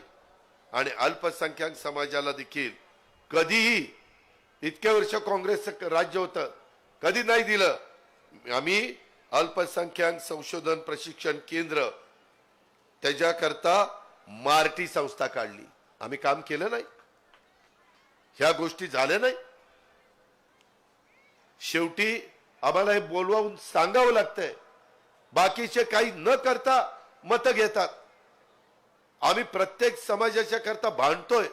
आज देखील इथं येताना अनेक समाजाच्या करता वेगवेगळे मंडळ करण्याचं काम आज कॅबिनेटमध्ये आम्ही केलंय. उद्या तुम्हाला पेपरला त्या ठिकाणी वाचायला मिळेल. बहुतेक समाज आम्ही त्याच्यामध्ये कव्हर करण्याचा प्रयत्न केलेला आहे. ही पण गोष्ट आपण सगळ्यांनी ह्या सभेच्या निमित्तानं ध्यानामध्ये घेतली पाहिजे. एकंदरीतच आपला मानार असेल, तिरू नदी असेल, मला मागं जे बॅरेजमध्ये रूपांतर केलं त्याचे काही फोटो मला दाखवले आणि त्याच्यातनं मला बाबासाहेब म्हणले दादा हे अजून वाढवलं पाहिजे. मग त्यांच्याकडेही वाढवलं, मंजुऱ्या दिल्या. तिकडं उदगीरला पण संजयकडे पण मंजुऱ्या दिल्या. ह्या पद्धतीनं आपलं सगळ्यांचं काम चाललेलं आहे, हे पण आपण लक्षामध्ये घ्या. त्याच्यामध्ये अंतेश्वर उच्च पातळी बंधारा ते ऊर्ध्वमानार प्रकल्प व ऊर्ध्वमानार प्रकल्प ते प्रस्तावित झरी बुद्रुक साठवण तलाव उपसा सिंचन योजना हे ह्याच्यामध्ये देखील मी सहकार्य करतो. काही काळजी करू नका. आता राज्य सरकारचा बोजा, लाईटचा बोजा तुम्हाला विजेचं बिल भरायला परवडत नाही म्हणून आम्ही आता तुम्हाला मोफत 3, 5, 7.5 केलं. तसं महाराष्ट्रामध्ये टेंबू, ताकारी, म्हैसाळ, उरमडी, जिहे, काटापूर, पुरंदर, जनाई, शिरसाई, विष्णुपुरी ह्या ज्या काही उपसा सिंचन योजना झाल्यात मोठ्या मोठ्या, इव्हन आपल्याही भागामध्ये, त्या सगळ्या योजना आम्ही सोलर पॅनलवर त्याला सोलरमधनं वीज तयार करून ती वापरणार आहोत, जेणेकरून माझ्या महाराष्ट्रातल्या शेतकऱ्याला लाईटच्या बिलचा भुर्दंड बसता कामा नये. त्यांनी फक्त पाणीपट्टी आणि मेंटेनन्सचा खर्च भरायचा, जेणेकरून त्याला त्याची शेतीवाडी करायला सोपं जाईल, त्याला त्याचा प्रपंच करायला सोपं जाईल. आता उसाला दर वाढण्याच्या करता MSP वाढवण्याचा आमचा सगळ्यांचा पाठपुरावा आहे. तो केंद्र सरकारच्या हातात आहे. मी अमित शाह साहेबांना त्याच्याबद्दल भेटलेलो आहे. आज आमच्या मोदी साहेबांची, अमित शहांची, पियुष गोयलांची, शिवराज सिंह चौहान कृषी मंत्र्यांची किंवा नितीन गडकरींच्या आमच्या ओळखी आहेत. आम्ही हक्कानी जाऊन तिथं काम करून आणू शकतो. हक्कानी जाऊन त्या ठिकाणी CSRचा फंड, सेंट्रल रोड फंड हा आम्ही त्या ठिकाणी आणू शकतो. आज दुसरे आमच्या विरोधक आले तर ते म्हणतील आमचं ते ऐकत नाही, त्याच्यामुळे आम्ही काय करणार. मग 5 वर्ष काय गप्पा बसणार. आता वरचं तर सरकार आता 4.5 वर्ष राहणारच आहे. त्याच्यामुळं तुमचं पण त्याच्यात भलं आहे, तुमच्या परिसराचं भलं आहे, राज्याचं भलं आहे, मराठवाड्याचं भलं आहे, लातूर जिल्ह्याचं भलं आहे, अहमदपूरचं भलं आहे. त्याकरता मी एवढा घसाकोरडा करून सांगतोय. मला भरपूर तुम्ही लोकांनी दिलं, भरपूर पदं दिली. मी खासदार झालो, आमदार झालो, राज्यमंत्री झालो, मंत्री झालो, विरोधी पक्ष नेता झालो, उपमुख्यमंत्री झालो, भरभरून तुम्ही दिलं. पण जसं मगाशी बाबासाहेब म्हणले आम्हाला आमचा मतदारसंघ बारामती सारखा करायचा. मी अप्पलपोटी नाहीये. माझ्या एकट्याचा मतदारसंघ करून काय फायदा. महाराष्ट्र तसा झाला पाहिजे आणि म्हणून मी वेगवेगळ्या भागामध्ये जातो आणि हे सगळं समजून सांगण्याचं काम त्या निमित्तानं करतो. त्याकरता माय माऊलींनो, त्याकरता बांधवांनो, त्याकरता 18 पगड जातीच्या माझ्या सहकारी मित्रांनो, माझ्या तरुण तरुणींनो, तुम्हाला पण प्रशिक्षणाची योजना आणलेली आहे. ज्याचा उल्लेख मगाशी बाबासाहेबांनी आपल्या भाषणामध्ये केला. 6,000, 8,000, 10,000 रुपये महिन्याला आम्ही देतो. त्याच्यामध्ये तुम्ही शिका, तुम्ही ट्रेनिंग घ्या. तुम्ही तिथं ट्रेनिंग घेतलं म्हणून आम्ही तुम्हाला पैसे देतोय असं दुनियेत आहे का. ज्ञान तुम्हाला मिळणार आहे, अनुभव तुम्हाला येणार आहे. उद्याच्याला तुमचा तरुण मुलगा किंवा मुलगी एखाद्या ठिकाणी गेले आणि सांगितलं ही माझी डिग्री, मला त्या ठिकाणी काम द्या, तो म्हणेल तुला अनुभव नाही, मी काम देऊ शकत नाही. अरे तिला काहीतरी अनुभव कसा येणार, संधी दिली तर येणार. आम्ही मंत्रिमंडळामध्ये बसलो आणि सांगितलं की हिला 6 महिने 8 महिन्याचा कोर्स करायला लावायचा, ज्याच्यात तिला आवड असेल ती त्या कारखान्यांनी त्यांना तिथं कामाला लावायचं, ज्याचा उल्लेख आमच्या बाबासाहेबांनी केला. आणि त्याच्यातून त्यांना पगार नाही म्हणता येणार, मानधन द्यायचं. आणि ते मानधन दिल्यानंतर मग त्याचं सर्टिफिकेट सरकारी द्यायचं आणि मग कुठं नोकरीला जायचं असेल, हो का मला इथं 6 महिन्याचा सरकारी नोकरीचा अनुभव आहे, हे माझं सर्टिफिकेट. त्यामुळं तुमची पाटी कोरी नसणार. उद्याच्याला तुम्हाला त्याच्यातलं काही ना काही ज्ञान हे 6 महिन्यामध्ये 100% येणार. कारण तुम्हाला उद्या तुमचा प्रपंच, तुमचं जीवन तुमच्यावर सगळं अवलंबून आहे. ह्याच्यातून ह्या तरुण तरुणींच्या करता दरवर्षी 10 लाख मुला मुलींना आम्ही हे प्रशिक्षण देण्याचा कार्यक्रम आणलेला आहे. मी आज तुम्हाला सांगतो, आमच्यावर खोटं बोलले हे संविधान बदलणार, घटना बदलणार, हे त्या ठिकाणी कायदा बदलणार, हे त्या ठिकाणी आरक्षण काढून घेणार.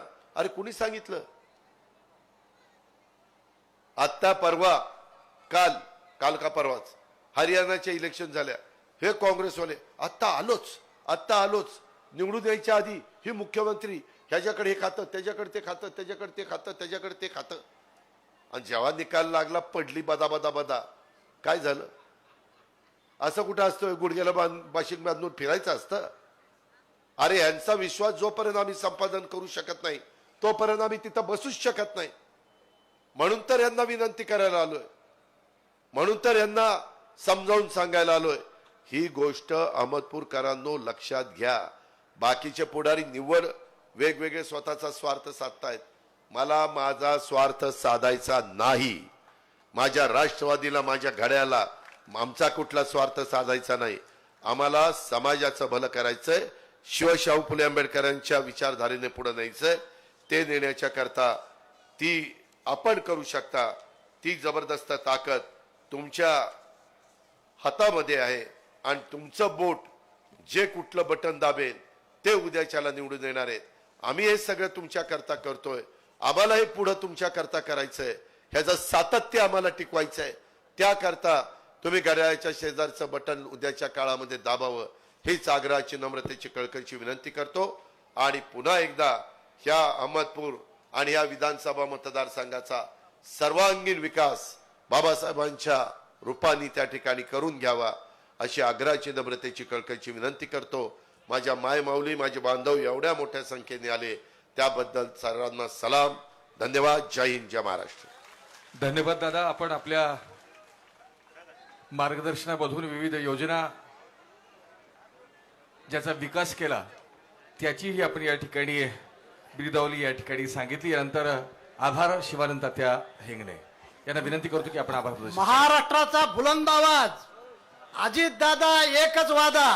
महाराष्ट्राचे उपमुख्यमंत्री अजितदादा यांनी या ठिकाणी आपल्याला सखोल मार्गदर्शन केलं. पूर्ण महाराष्ट्राची, आपल्या मतदारसंघाची माहिती दिली.